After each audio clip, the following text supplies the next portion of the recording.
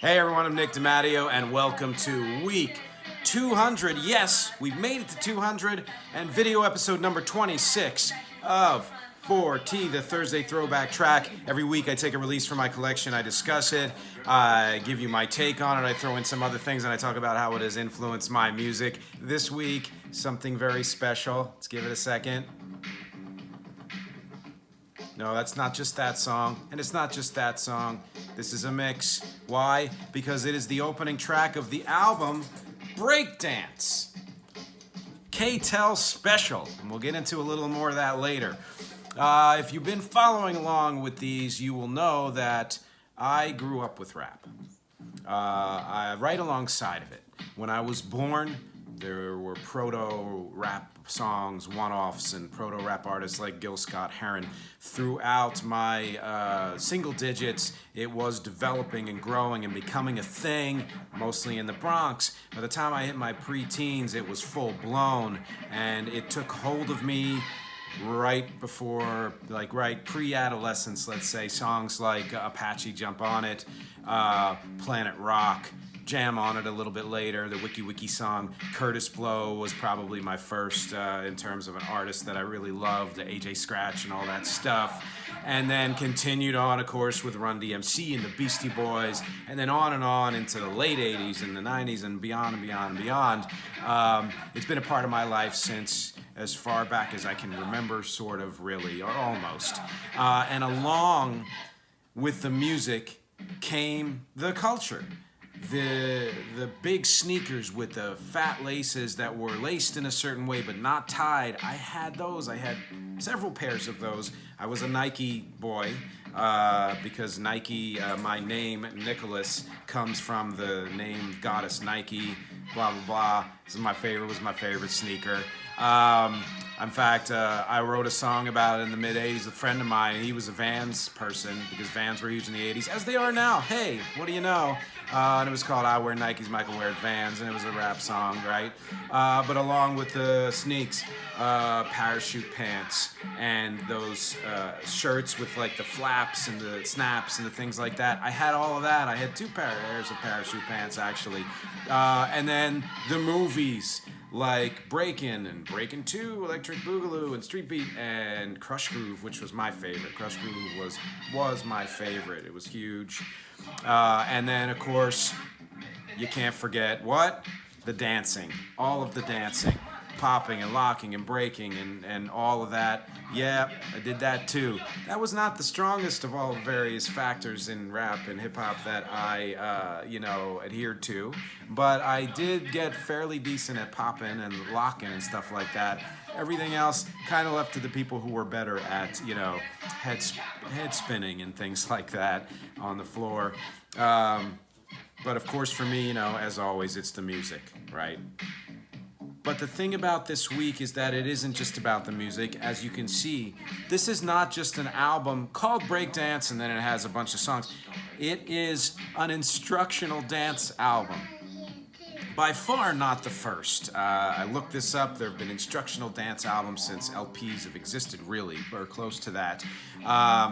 But it was, and it wasn't the only breakdancing instructional album either.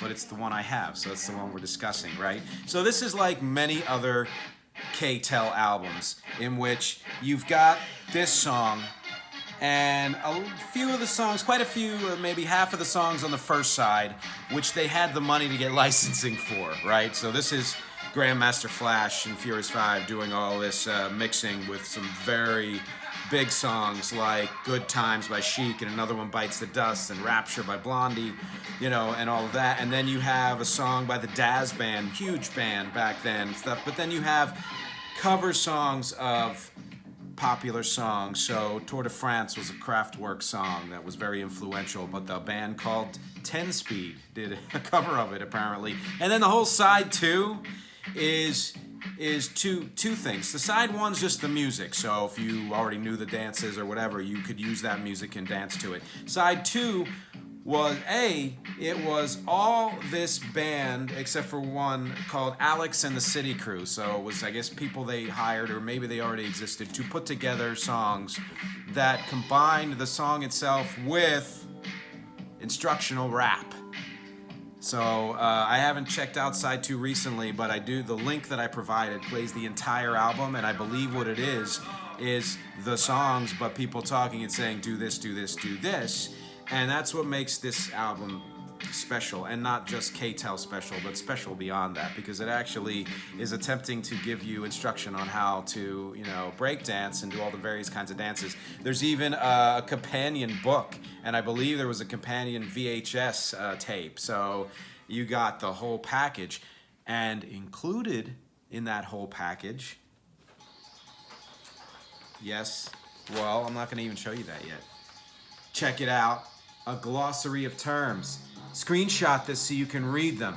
It had some very important words like bite, dog, homeboy, homegirl, in case you weren't sure what the definitions of those were, which maybe back then you might not have been. I don't know. Maybe you don't know right now what bite means, to steal, right?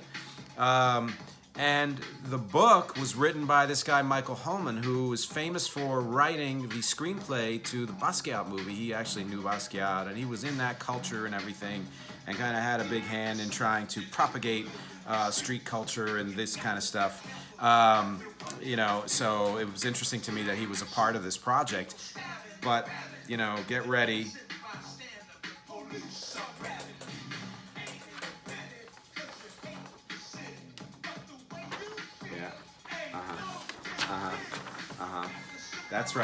That's right. This is a poster with step-by-step photos of how to do, what do they say, electric boogie, body popping, moonwalking, top rocking, footwork, and head spin. So, I mean, this is all you need, right? Just look at the pictures and do the steps, and you're done. It does have an advisory saying if you've got any injuries or any physical issues, be careful or check with the doctor first. It's incredible, the thoroughness of all of this in an LP form. It defines breakdancing in this huge paragraph right here. Screenshot that if you want. And then it has a more expanded glossary of terms. Again, take a screenshot, which, is even more helpful. That's, you see the album cover in the store, you can get maybe 5 or 6 terms. You have to buy the whole thing to get all of the, things like not just bite or chill or dog or homeboy, but fresh. It's worth the money to get the definition of fresh and to see the example sentence. The new Mercedes Compact is fresh. I want that record with the fresh beats. I mean, now that you put it in context, it makes so much more sense, right? But also jerk and max out, squiggly, uprock, whack, word. Some of these became extremely popular, like whack and word and stuff like that. Squiggly, I didn't know until I read this. Apparently it means nerdy, unhip, or unattractive. And maybe people were saying it behind my back. I don't know.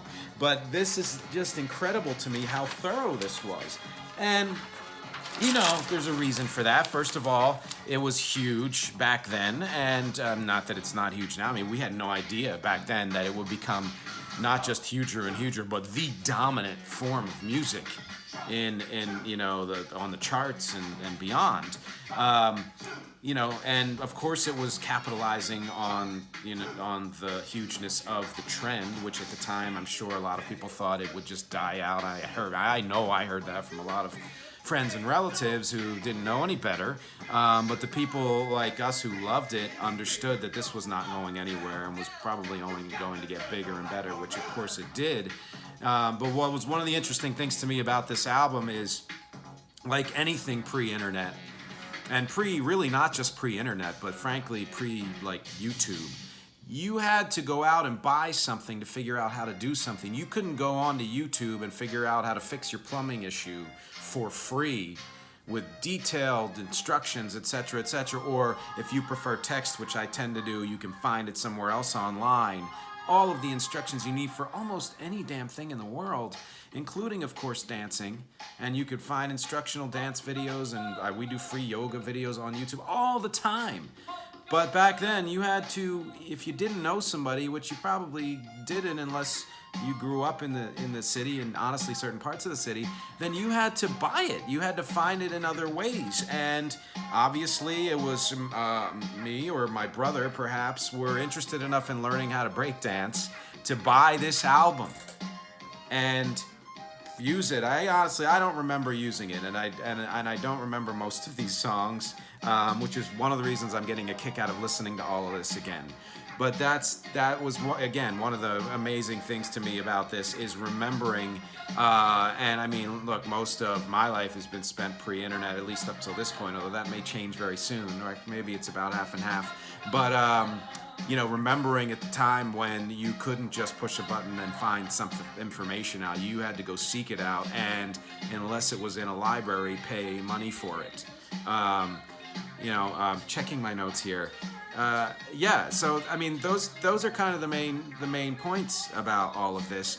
It was, like I said, part of a trend that grew into world domination, and to see kind of the nascent, you know, versions of things like this, which I'm going to show you one more time, because you got to get a kick out of this. And do me a favor, somebody can look up who Lil Lep is.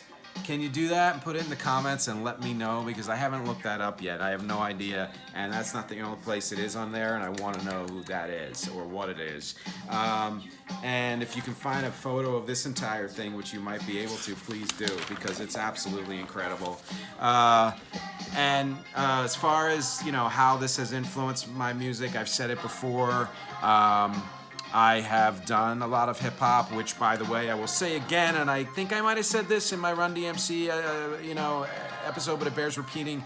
Hip-hop was a phrase that, although it had been around since the 70s, it didn't hit the mainstream until really mid to, honestly, late 80s, and people didn't start using it regularly to describe rap music.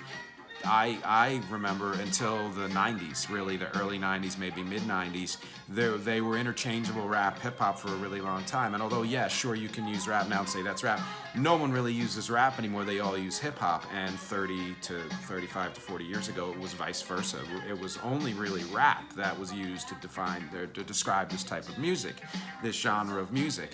So anyway, I have done several rap hip hop songs since the 80s.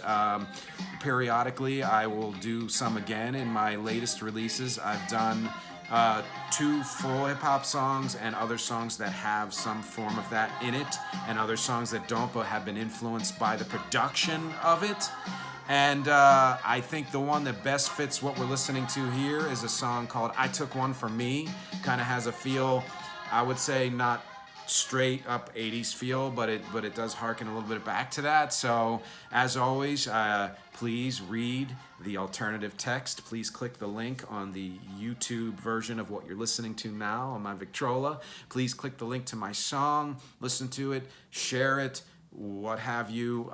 Please subscribe. Please go to my YouTube page, Nick.DiMatteo. And subscribe. You are there. Sorry. Also go to my Facebook page if you're on Facebook, Nick.DiMatteo, and either friend me or just check in every now and then, because I'm doing live shows every single week, usually 3 times a week. And would love to have you there, and would love suggestions, would love requests. Thank you, as always, for listening, for watching, for reading, for clicking, for sharing, for subscribing, for commenting, for answering questions such as, have you ever tried to breakdance in any form? And if so, send me a video of it. I want to see it. If you send me your video, I'll send you mine. How about that? Or what connection do you have at all to any of this culture, to early rap, to hip-hop? Do you like it? Do you not like it? Do you have favorite artists? Do you remember who this is? No, this is not Herbie Hancock. This is BT and the City Slickers. A cover version, because they couldn't afford the original, but more power to them. I mean, they've actually put together a pretty cool, mix, and you couldn't